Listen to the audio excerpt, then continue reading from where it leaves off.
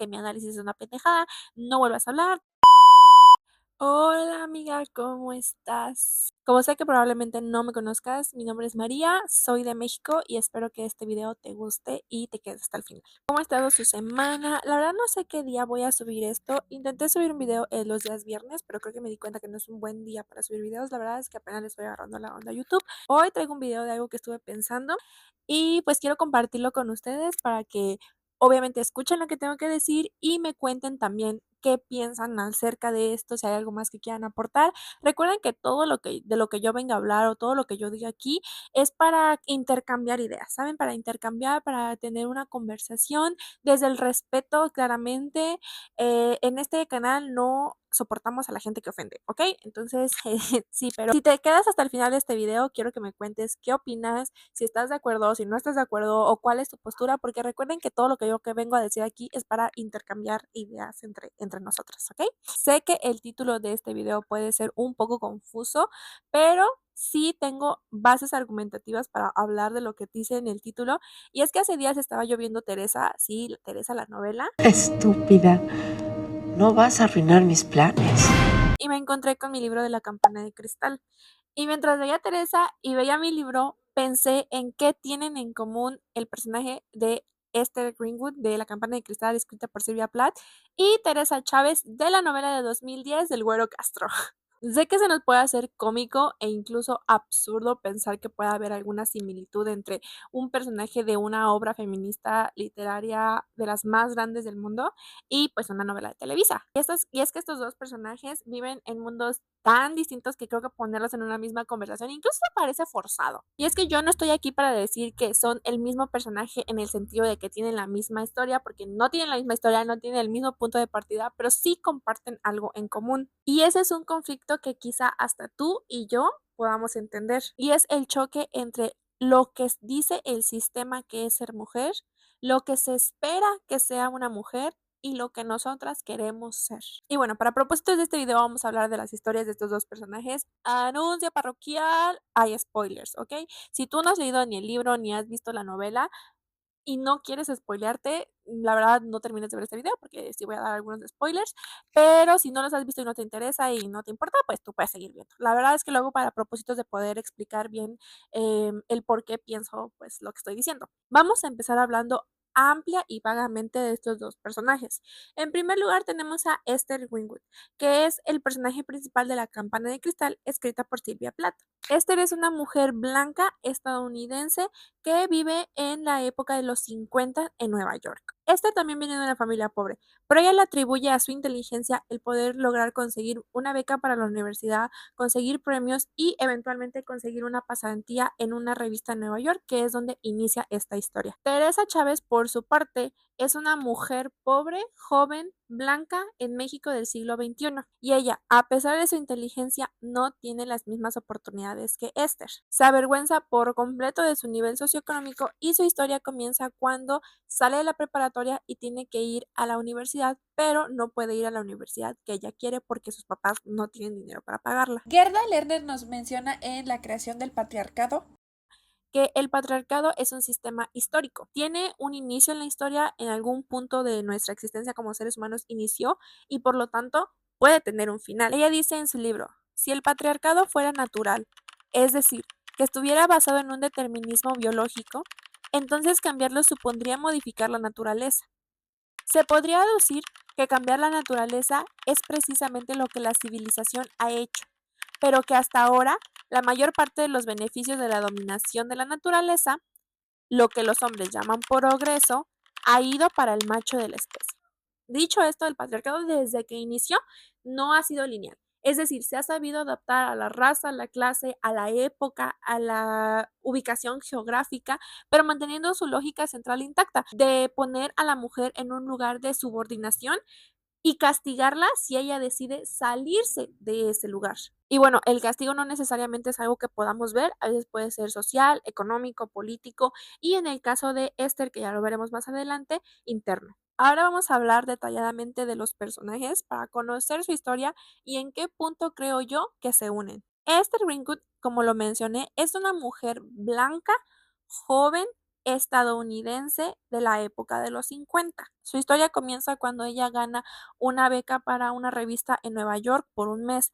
Le pagan todo, le dan dinero, la ponen en un buen lugar, le dan regalos y hay muchas chicas como ellas que ganaron esa beca y que se supone que deberían estar muy emocionadas por estar ahí. Sin embargo, ella no podía sentirse más distante y vacía con la situación que está viviendo. Él venía de un núcleo pobre, pero había conseguido todas las oportunidades, según ella, a su inteligencia. Entonces, en teoría tenía un futuro brillante y un futuro prometedor. Como ella lo dice en el libro, ¿quién diría que una chica de 19 años que vive en un pueblo por ahí perdido tan pobre que no puede comprarse ni una revista, de pronto consigue una beca para la universidad y gana un premio aquí y gana un premio allá y acaba manejando Nueva York como si fuese su propio coche? Para una mujer de esa época, ese acceso era excepcional. Sin embargo, Esther no se siente libre, al contrario, se siente todavía más atrapada porque siente que esas opciones que le muestran no caben con lo que el mundo espera que ella sea. A lo largo del libro nos damos cuenta que Esther quiere escribir, pintar, viajar, hacer muchas cosas, no sabe cuál escoger, pero la sociedad sigue esperando que ella decida culminar su historia en matrimonio, que culmine su vida en matrimonio e hijos. Es decir, le presenta esta trampa de todas las opciones que según ella tiene, pero que al final tiene que caber en el molde de la feminidad normativa de su época. En el libro conocemos a Buddy Wheeler, que en teoría es el novio ideal para los estándares de su época, pero ella sabe que aceptar estar o casarse con él es renunciar a todo y verse a sí misma en una versión que no reconoce. Un momento clave en el libro en el que ella cuestiona este estándar de matrimonio, de hijos y lo que se espera que sea de ella es cuando descubre, o bueno, Buddy le confiesa que él no es virgen, que ella ha tenido encuentros con otra mujer. En el libro se narra, lo que no podía soportar era que Buddy me hubiera hecho creer que yo era tan sexy y él tan puro, cuando el muy faltante se había liado con aquella camarera fulana y debía sentir que se reía en mi cara. Después de esto, Esther conoce a Constantine y se replantea nuevamente lo que piensa sobre los hombres y el matrimonio. Empecé a pensar que casarte y tener hijos es un lavado de cerebro, y después ibas atontada como una esclava en un estado totalitario privado. Al regresar a su casa, entra en una crisis que la lleva eventualmente a una depresión. Regresa, no sabe qué hacer.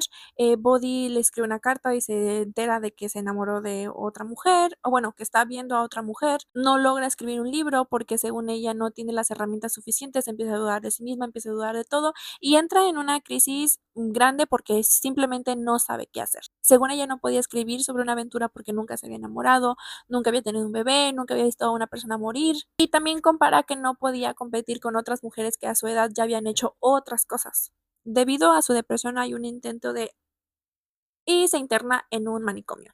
Como podrán ver, la crisis de Esther era por poder acceder a esas posibilidades como una puerta entreabierta que te las muestra, pero no poder hacerlo porque se seguía esperando de ella una mujer convencional de la época, una mujer que se casa, una mujer que tiene hijos, una mujer que no, que sirve para los hombres, no lo estoy diciendo yo, es lo que el patriarcado dice, y creo que lo más complejo de todo esto que les estoy diciendo es que Esther internaliza toda esa desesperación. De pronto ya no solamente son las cosas que el mundo espera que ella haga, sino también lo que ella espera de sí misma. Judith Butler, perdón si no lo estoy pronunciando bien, en el género que disputa menciona que la feminidad no es algo que una mujer es, sino un performance que se repite una y otra vez a través de actos cotidianos hasta que se vuelve invisible y ya no lo reconocemos como tal. Y creo que Esther vive atrapada en este mundo, en el tener que cumplir con ese performance que se espera de ella, sin perderse a sí misma dentro de eso. Y también creo que, pues obviamente están las falsas oportunidades que el mundo le presenta así con la puerta entreabierta, porque si bien su destino es ser mamá o ser esposa, le presenta estas oportunidades de la estudiante perfecta, la hija ejemplar, la mujer exitosa pero sola, y ninguna le termina de embonar totalmente porque no quiere ser algo que esté construido. Yo sé que ha habido bastantes análisis y se habla mucho de salud mental en las mujeres gracias a este libro, pero yo sí quiero agregar, si me lo permiten, que la catarsis o la crisis que vive Esther es una gran representación del aislamiento o de la depresión que sufren las mujeres ante un sistema que les dice que pueden aspirar a más, que hay más oportunidades, que pueden lograrlo, pero que las va a castigar de otras formas cada vez que intentan aspirar a esas oportunidades. Y por el otro lado tenemos a Teresa Chávez, que es una joven de más o menos 18 años porque está terminando la prepa, se va a la universidad. Es una mujer blanca, guapa, pobre, mexicana en el siglo XXI. Desde el principio, Teresa quiere salir de la pobreza, estudiar, pertenecer a un grupo que sistemáticamente le ha cerrado todas las puertas. En ese sentido, su punto de partida pues puede parecer muy diferente al de Esther, porque donde Esther tiene un falso acceso y no sabe qué hacer con él, Teresa no tiene acceso y lo sabe perfectamente. Ambas destacan intelectualmente, pero pues Esther no encuentra el lugar para ser mujer y Teresa tiene muy claro el lugar que quiere ocupar. En la novela nos damos cuenta que Teresa vive una opresión que no estoy diciendo o no estoy negando que Esther no la viva, pero que no es como el núcleo de su historia. En el caso de Teresa sí es, que vive una segunda opresión que es su clase social. Porque otro de sus grandes problemas es el sistema en el que vive y que pues obviamente no fue diseñado para que alguien como ella prosperara por pues, todos los canales que deberían ser. Creo que Teresa es el gran ejemplo de los que nos compramos el mito de la meritocracia, porque desde el principio vemos que Teresa cree que si va a las mejores escuelas, con los mejores maestros y accede a los mejores lugares, va a poder salir de la pobreza. Recordemos que la meritocracia nos dice que si tú estudias, que si tú trabajas, que si tú te esfuerzas, que si tú haces un montón de cosas y básicamente si le echas ganas, pues vas a poder salir de la pobreza. Pero pues eso no funciona, ya lo sabemos que no es verdad y mucho menos para una mujer. Y es que creo que Teresa pues sí se compra ese mito, no carece de voluntad para intentar las cosas, al contrario, ella misma lo dice, lo reconoce que se esfuerza el doble y aún así, a pesar de que se esfuerza, el sistema no cumple con lo que se supone que le va a dar si lo hace. Y en este sentido, en este contexto, Teresa hace algo que el mismo sistema que le está negando las oportunidades por la vía que ella consideraba era la correcta, la juzga también y es el usar su feminidad y su sensualidad como herramienta de movilidad social. Y como contexto vamos a presentar a tres personajes que son Paulo, Mariano y Arturo de la Borrachera, como lo conocemos en Teleposting. Paulo era su novio en la prepa, era un chico que venía de una familia de dinero, de una familia pues bastante acomodada. Teresa le miente y le dice que ella también viene de una familia y de cierto modo le daba estatus dentro de la escuela. Sin embargo, antes de Paulo tuvo un novio llamado Mariano, que es mucho mayor que ella, pero del que ella siempre había estado enamorado, pero lo dejó porque ella sentía que podía aspirar a algo mejor, porque de acuerdo a ella, Mariano no estaba dentro de sus estándares. La narrativa comienza cuando Teresa se gradúa de la prepa y todos descubren que realmente viene de una familia pobre. Entonces todo lo que ella construyó, esa mentira en la que vivió, pues se vino abajo. Bueno, después de que se cae la mentira sobre Teresa, Teresa entra en una crisis porque pues todo lo que construyó a su alrededor es mentira. Y al mismo tiempo ella tiene que entrar a la universidad y no tiene el dinero, o sea, sus papás no pueden pagarle bajo ningún motivo entrar a la universidad privada a la que ella quiere ir. Entonces su papá le dan la opción de que, bueno, vea a la pública porque es la mejor opción. Teresa no quiere porque, repito, ella cree que accediendo a lo mejor o a lo más caro, pues va a encontrar una salida de la pobreza. En este contexto conoce a Arturo de la Barrera, que es su profesor. Y él accede a pagarle la universidad a cambio de que ella trabaje en su despacho y obviamente se enfoque 100% en la escuela porque él cree que ella tiene gran potencial y que pues la verdad yo muy cuestionablemente siento que Arturo de la Borrachera le hizo grooming a Teresa, pero bueno, esa es cosa de otro tema. Después de la universidad, Mariano termina su carrera como doctor, pero tiene que hacer el internado y tiene que hacer todos los años 1000 que se sabe que son de medicina en México. Y Teresa se siente desesperada porque cree que Mariano no se está esforzando lo suficiente o no es, en ese momento no le puede dar la vida que ella quiere. Y es entonces cuando voltea a ver a Arturo de la Tomadera. Y mira, que Arturo de la Cartera es un abogado de mucho prestigio que no solamente viene de una familia adinerada, sino que también viene de una familia de abolengo, como lo llaman ellos en la novela. Entonces Terebubi ve a Arturo como la puerta correcta o la puerta más fácil para poder lograr lo que quiere. Y bueno, para eso Teresa ya había identificado en su vida que la única moneda que el sistema le reconoce con claridad es su físico, su atractivo, y decide usarla. No para enriquecerse de manera superficial, sino para entrar en una esfera que de otra manera estaría completamente cerrada para ella. Así que después de estar con Mariano de la Lloradera, finalmente decide apostar por irse con Arturo de la Borrachera. Ahora mi meta es el licenciado Arturo de la Barrera. Bueno, aquí vamos a hablar un poquito más de interseccionalidad porque es importante que reconozcamos que Teresa no nada más vive opresión por su género, sino por su posición socioeconómica, y es muy importante que entendamos esto porque lo que significa ser mujer es una cosa, pero lo que significa ser mujer pobre es otra. A lo largo de la novela vemos a Teresa en esta lucha interna por cumplir sus objetivos, que es convertirse en una persona rica, salir de la pobreza. No importa los medios y las formas por las que tengan que llegar a eso, que la verdad sí son un poco cuestionables, como lo es quedarse con el marido de su amiga, negar a su madrina, pero eso es tema de otro análisis. También vemos a otros personajes como lo son Aída, Doña Oriana, Genobulba, que no se cansan de recordarle a Teresa el lugar que según ellas le pertenece, que es el de una pobretona, como la llaman ellas. Y eso es algo que detona mucho dentro de Teresa, porque si hay algo que le cala y algo que podemos ver que es donde se origina mucho de su coraje a lo largo de la novela, es que cada vez que le recuerdan que ella no puede estar en su esfera porque es pobre, eso, mira, detona algo en Teresa que hace que se vengue de ellas cada vez que puede, y pues ahí pasan situaciones medio raras. Y bueno, en esta lucha reconozco y veo que Teresa se enfrenta mucho a que, a pesar de ya estar en una posición de que ya no es pobre, que ya salió de la vecindad, se casó con un hombre rico, ya tiene dinero, tiene amigas, tiene todo, pero sigue sin totalmente pertenecer a la clase y siempre aspirando a más.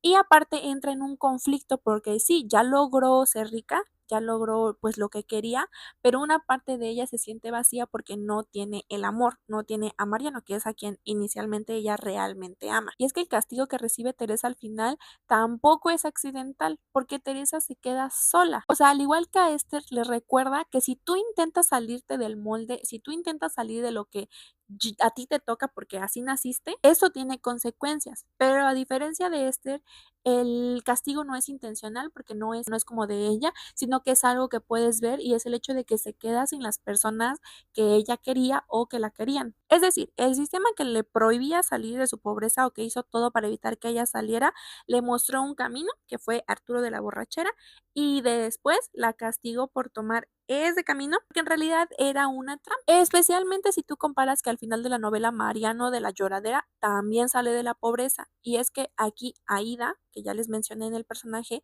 intenta seducir a Mariano en un modo de venganza, pero ella también lo trata de naco, de pobre, de muchas cosas, pero al final reconoce que Mariano es una buena persona, le da una oportunidad, y entonces Mariano, a pesar de que no es rico o de que no llega a tener tanto dinero como las personas que lo rodean, lo reciben en la sociedad, a diferencia de Tere Bubi. Sé que me pueden cuestionar mucho el carácter de Teresa, como les digo, eso es tema de otro video, pero si Teresa no era una buena persona, Mariano tampoco. Ahora bien, tú te seguirás preguntando, ¿qué tienen en común una mujer blanca estadounidense del siglo 50 con una mujer joven blanca pobre del México en el siglo 21?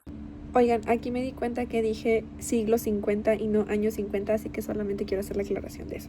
Y antes de contestar eso, quiero reconocer sobre todo que las condiciones materiales a las que se enfrentan tanto Esther como Teresa no son comparables. Y también reconozco que el personaje de Esther tenía ciertas ventajas estructurales que, dado el caso de que ambas existieran en el mismo punto de la historia juntas, ella fácilmente podría ser una opresora de Teresa. Del mismo modo que Teresa ya vivía en un contexto en el que la feminidad o la sensualidad de una mujer, más que nada, no que ya esté aceptada, no, sino que ya está un poco más deconstruida de lo que pudo haber sido en la época de Esther, y más porque al menos en la telenovela, como tal en la trama, es muy poco cuestionado la sensualidad o la feminidad de Teresa, no es el punto clave de la historia. Y es que todo eso no me impide reconocer, y por lo que concluyo que lo que tienen en común Teresa y Esther no es la identidad de sus circunstancias, sino la estructura del sistema al que se enfrentan. Las dos, a pesar del tiempo y el espacio, viven en un sistema que tiene un rol asignado para ellas. En el caso de Teresa le añadimos el ingrediente del estatus socioeconómico,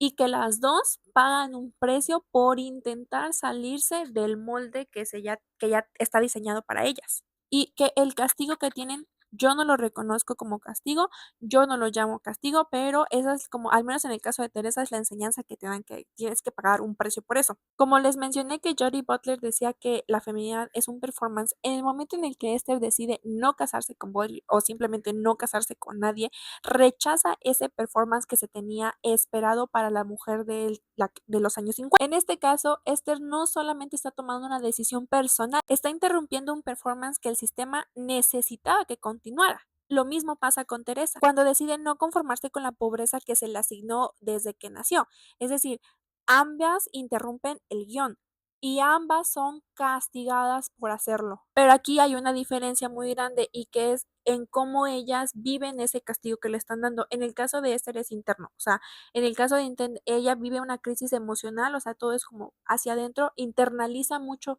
todo lo que dice que espera de ella, lo internaliza y colapsa. En el caso de Teresa, el castigo es un poquito más evidente, o sea, pierde todos esos vínculos emocionales verdaderos que tenía con las personas que lo amaban y lo amaban en su camino por cumplir el objetivo de salir de la pobreza. En los dos casos, el mensaje es el mismo. Salirse del molde tiene un precio y un precio muy caro.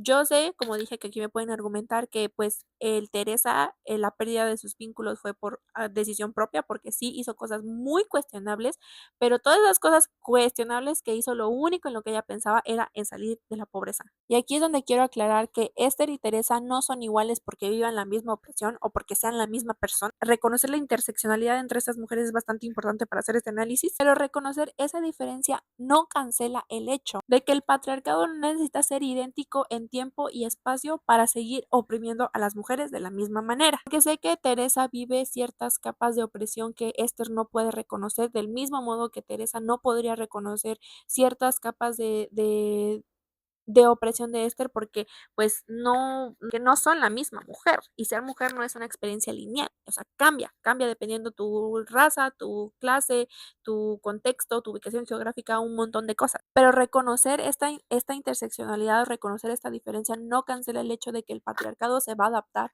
al tiempo y espacio y el resultado va a ser el mismo, seguir oprimiendo a las mujeres, encasillarlas en un molde y castigarlas cuando ellas deciden salirse de ese molde. Esther Greenwood y Teresa Chávez no son el mismo personaje, no tienen la misma historia, no vienen del mismo background, no tienen las mismas experiencias de lejos. Y lo que quiero decir es que el patriarcado que vivimos aquí y en China y en Asia y en América y en cualquier parte del mundo no necesita ser uniforme. Se va a adaptar a la época, a la raza, al contexto, a cada historia y le va a ofrecer a mujeres como Esther la oportunidad, la falsa oportunidad en la que no van a saber cómo habitar en ella. Le va a negar a Teresa las oportunidades o le va a negar a Teresa algo mejor y el resultado de esas dos mujeres va a ser el mismo, castigarlas si intentan salirse de lo que ya les dijo que les corresponde o lo que el patriarcado les está asignando que les toca. Y créanme que mientras el patriarcado siga, vamos a ver muchísimas más mujeres como Esther, muchísimas más mujeres como Teresa y otros arquetipos más que podemos platicar en otro video y que ni tú ni yo podemos siquiera imaginar. Y hasta aquí el video de hoy. La verdad es que ya saben que yo aquí nada más vengo a estar yapping, a hablar, a ladrar, pero no me dejen sola ladrando, o sea, de verdad, a mí me gusta que me contesten, que me dejen en los comentarios. Si tú terminaste de ver este video, por favor, déjame un comentario. ¿Qué opinas? ¿Estás de acuerdo? ¿Estás no de acuerdo? Esto yo les juro que es algo que como que pensé, que anoté. No lo pensé mucho. Una disculpa si a alguien ofendo, una disculpa si se malentiende lo que quiero decir, no es mi intención. Pero pues sí me gustaría saber qué opinan ustedes, que si están de acuerdo, si no están de acuerdo, si creen que estos personajes realmente son similares, si creen que mi teoría es una tontería, que mi análisis es una pendejada, no vuelvas a hablar. También déjenme en los comentarios si opinan que ya no debería estar hablando de esas cosas. Pero pues si les gustó este video y les gustaría ver más videos como estos, tengo varias cosas a veces pienso así como que en personajes que yo relaciono porque siento que tienen algo en común. A pesar de que sus historias no son similares, sí siento que hay personajes de la cultura pop que se pueden identificar con otros. Entonces, si a alguien le interesa escuchar este tipo de cosas, pues déjenme en los comentarios. También me gustaría que me dejaran cosas de que les gustaría que platicáramos, de que les gustaría que dijéramos. Pero pues, en fin, eso sería todo. Muchas gracias por ver este video y nos vemos en el siguiente. Adiós. Adiós, gente del internet.